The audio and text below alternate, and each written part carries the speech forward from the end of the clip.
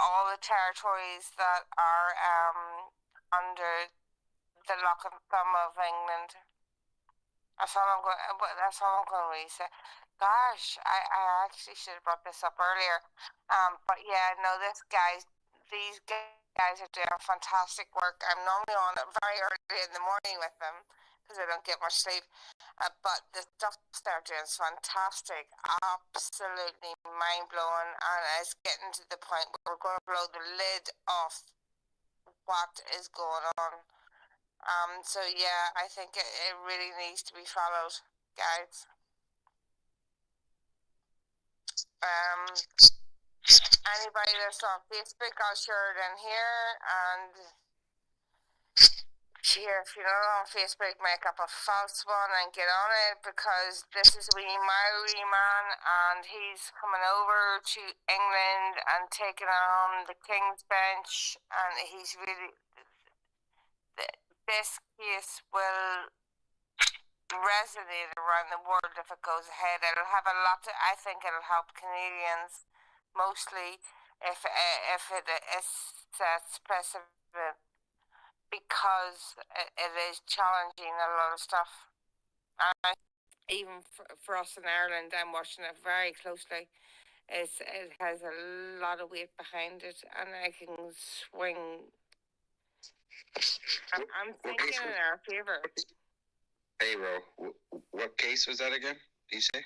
It's a Maori. It's the Maoris in New Zealand. I think it's fuck. Right. You're asking me very late in the evening.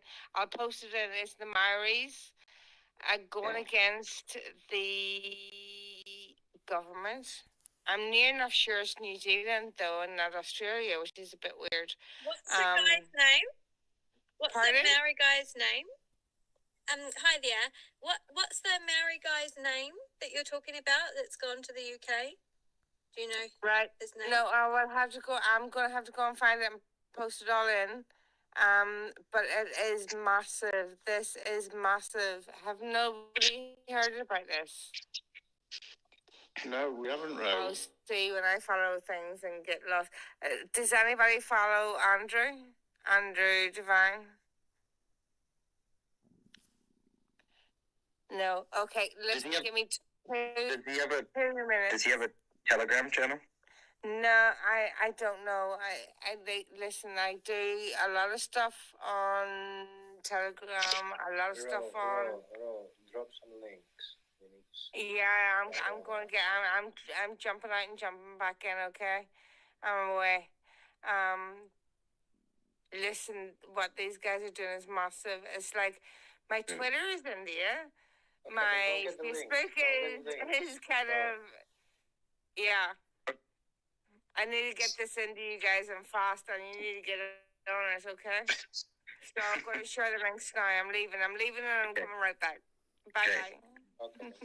Hey, Jason George, how you doing, buddy? No, I have to go, because I've got to go to my computer. Oh, for freak's sake. All right, Okay, leave me. Do it.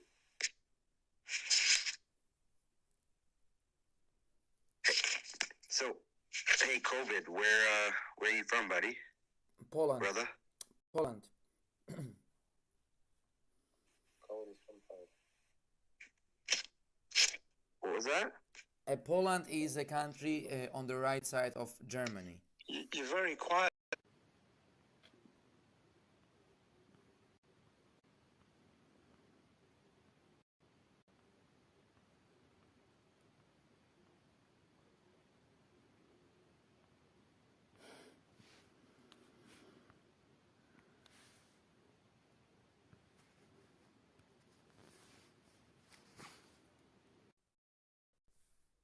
You know? Hey. Problem. Well, he's back. I think the You problem. didn't hear my response. Yeah, I had your response, yeah. I think the problem is that they're just affiliated too much with the World Economic Forum.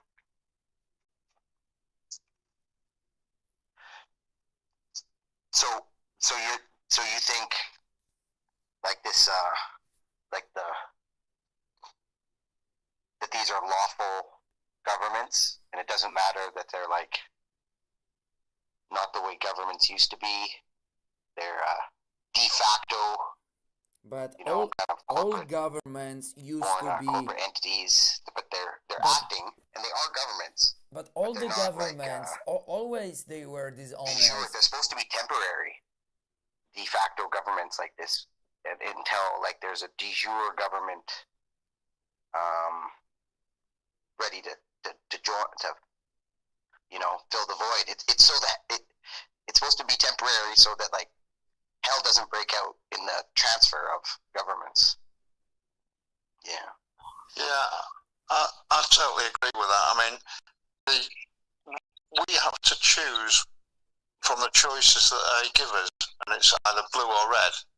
And you know, they're now acting behind a veil of, because there's other people pulling their strings. It doesn't matter which one we vote in; all the policies will be the same. But yeah, I don't think you should have politicians that can do more than one term.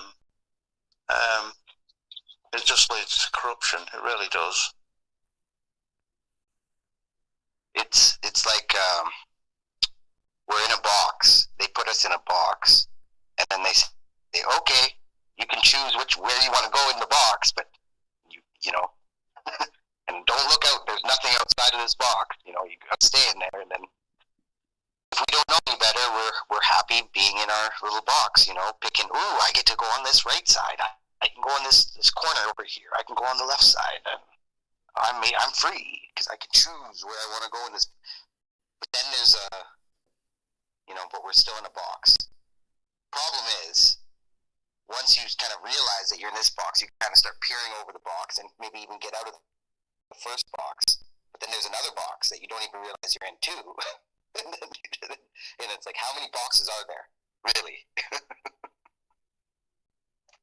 Yeah, I mean, I'm sure the English electoral system is just the same or as bad as the other places, but you get given a voting card, then you go to the polling station to vote. You hand them your card, and then they give you another card. You go in a booth and you make your mark on that card, but they don't know that that is your card.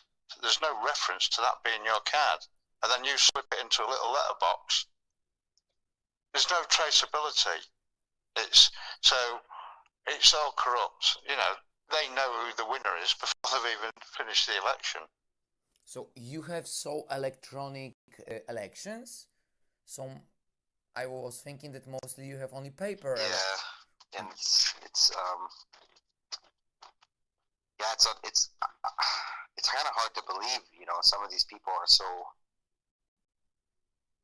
into, you know, like maybe they're right to do this, but like, you know, so into like voting. We got to do this voting and getting all their hopes up on this voting, and then people, and then it's like, oh, like it just seems like bizarre world again. It's like, oh, we're you know, we'll just hit pause and then just go backwards and then just, you know, try to solve it again, just like always. Oh, we're just another political lie. We'll just try to vote someone out. Yeah, it's tough though. You know, it's you know, you gotta, yeah. Yeah, listen, I'm gonna have to tag Jay or somebody, one of you guys, whoever's admins, are gonna have to tag me in so I can show you what Andrew is doing with the guys. And anyway, I'm gonna First night. all right, no ball. I'll send it to Jay. I don't know even. They're stopping me trying to send stuff to Jay, to be honest. Gee, brilliant. I'll get it over to you now. Lovely, thank you. I'm really sorry, one and only one, Paul, and Truth, Freedom, Justice. I just can't seem to unmute you. I'm sorry, guys.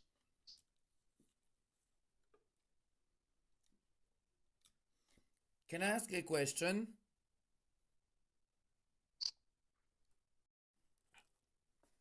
Hi, Shad. How you doing? Shad, is it?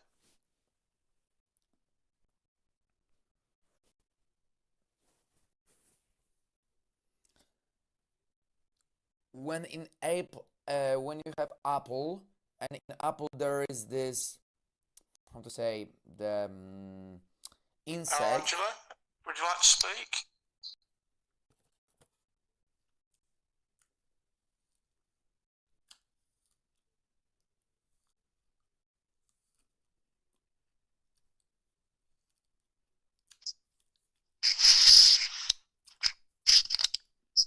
So, if no one else is saying anything, I heard those troops that were marching on London Bridge.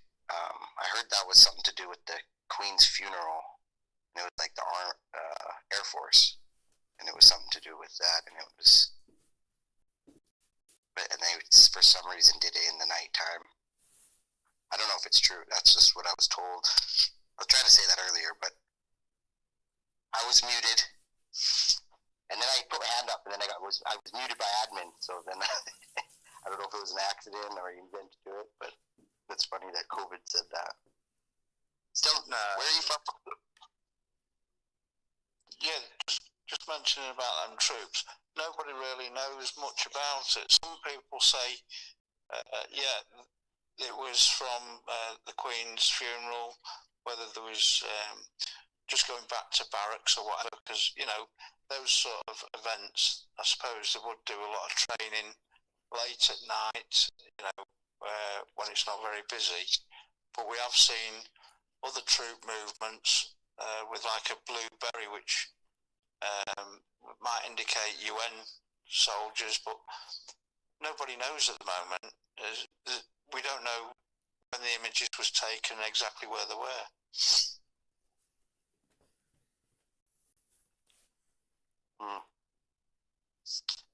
Yeah, it's weird. It's all the talk about people getting enlisted and a draft or something that they're kind of breaking on. It's, and then all the hype that their people are getting for Ukraine or for Russia. It's like, wow. It's like people. It's weird, right? It's Where have you crazy that anyone would wanna. Where have you seen the hype? Wars to get, you know, kind of,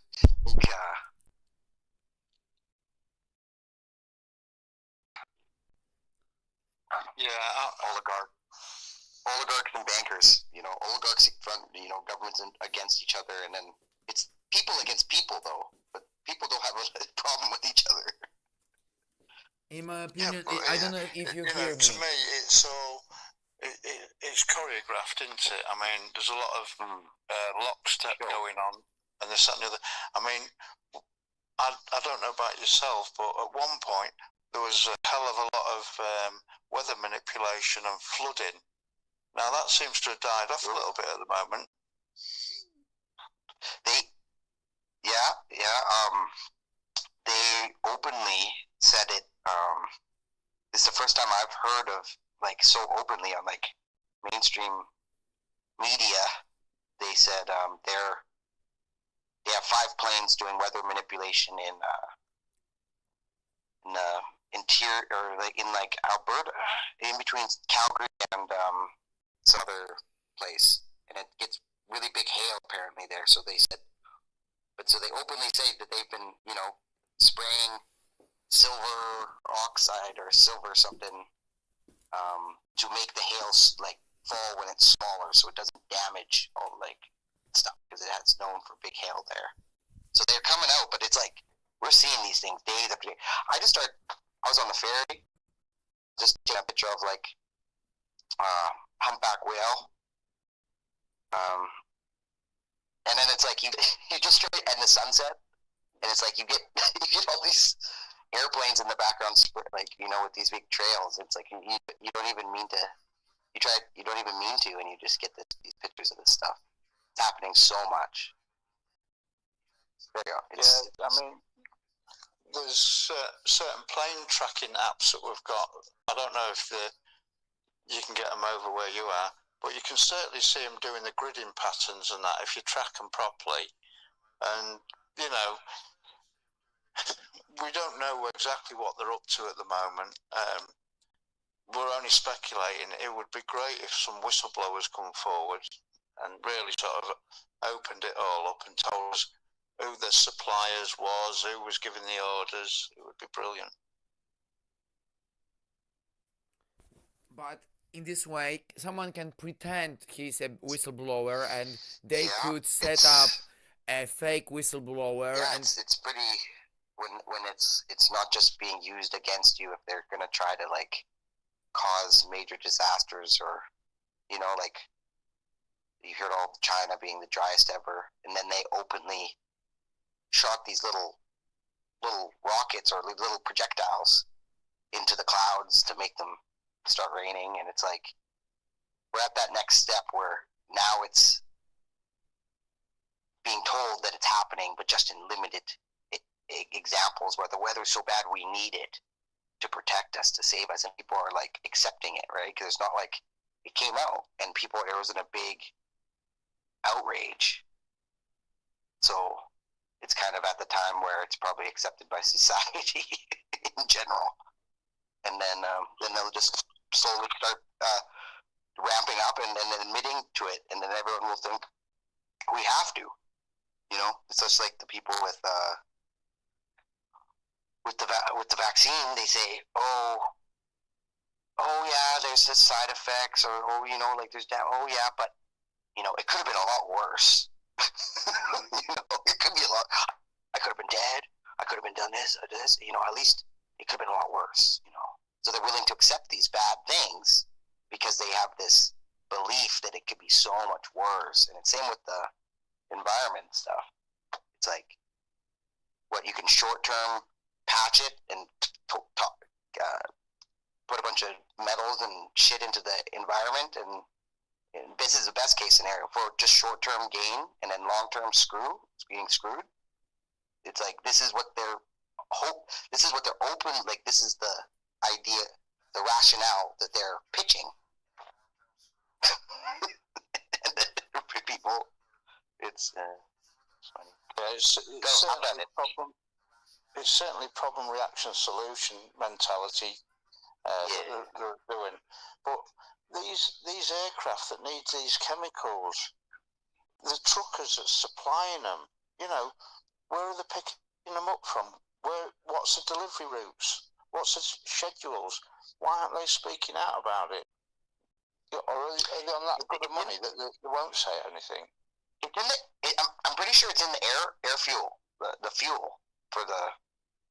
You know, you see the ones with the jets and stuff, but I believe that they have a thing. It's not, because I worked in the oil industry. I oversaw and I worked on the sampling side of aviation fuel. I pumped loads of it over the course of 20 odd years. I actually saw the analysis reports that come out of the lab, the quality control of it, and this, that, and the other.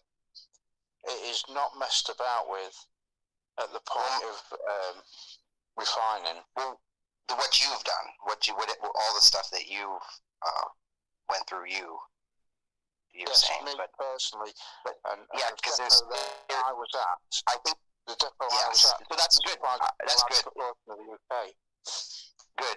Thanks for your the knowledge, and but I do believe that they have a fuel. I don't know how widely it's used, but they do have a fuel that releases stuff. I'm fairly certain. I've done some research into it, heard from a number of sources, but they also have those nozzles and tanks on them too. So I don't know if this is just some new technology. I don't know.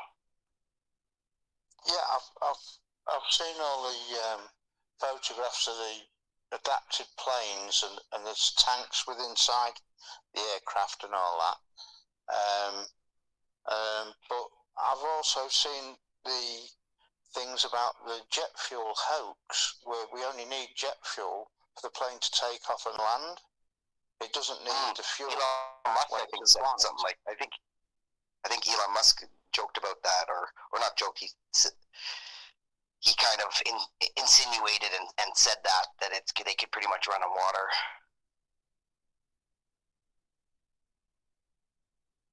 Because I'm not sure if it's the design of the engine, how it compresses the ether when it's up at high altitude, that makes it, gives it the propulsion. And that's why they use very little fuel when they're in flight.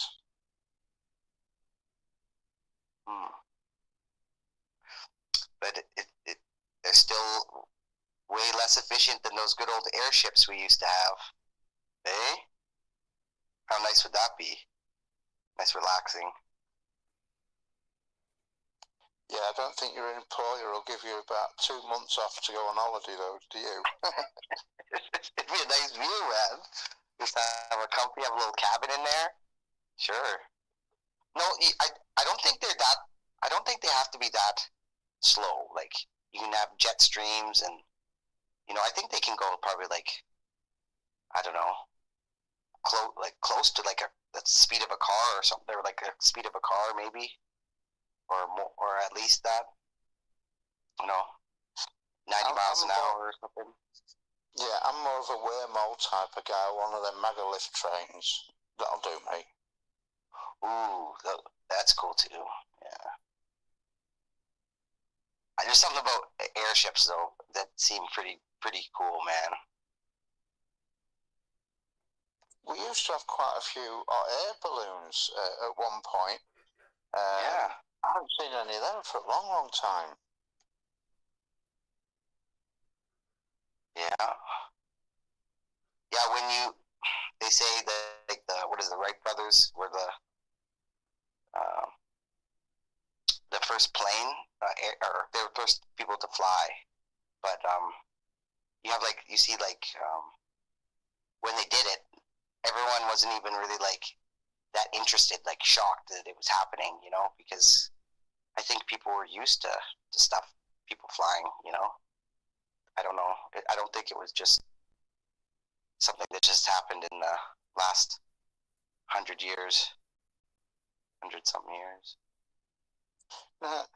Maybe more. I remember watching some video of the old world, like Tartaria, where there was some sort of anti-gravity type of devices, where people are in a device and they're whizzing about 20 foot above the ground.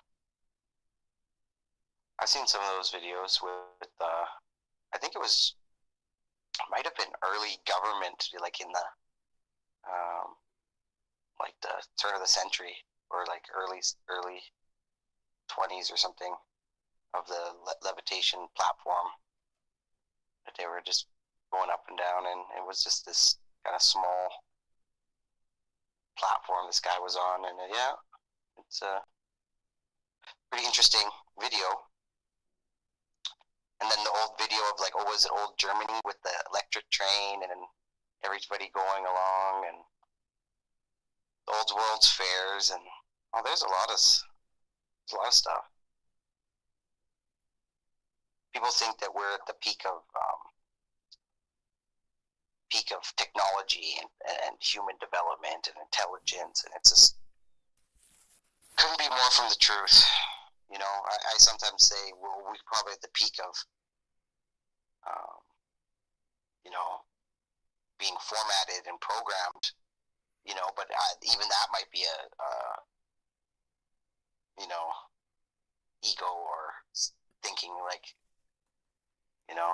it's probably all happened, right? Everything's probably happened. Have you before, seen that there were even old steam? I've always, for a long, long time, before I even started going down these rabbit holes, thought, why are we sort of living like we're living after all this many, many hundreds of years of evolution? We're still living like we're in caves, really. because everything is like pretending, because we are a slavery, we are in slavery, and they are. Spiritually, for sure, you know, and yeah, I don't know if you hear me. really So you hear really me? are, you know. Oh, you can have this job, or you can have this job.